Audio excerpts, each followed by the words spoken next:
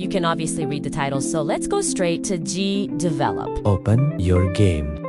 Make space for the moving enemy. Create the moving enemy.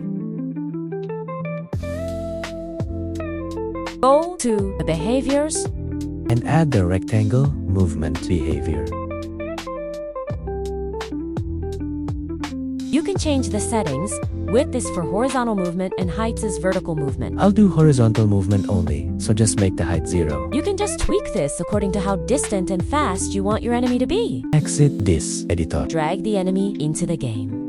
Preview the game. It now moves. So let's add the damage add respawn system and the kill system. Go to the events sheet. Here is the code for the damage and respawn system. Just go copy it.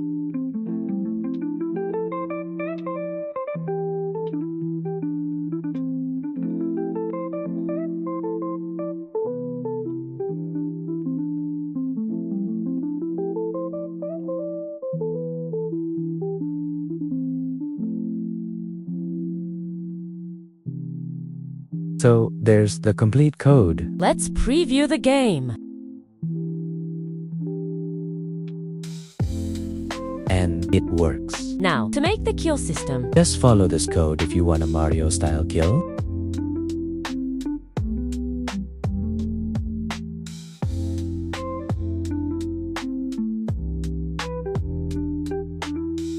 preview the game.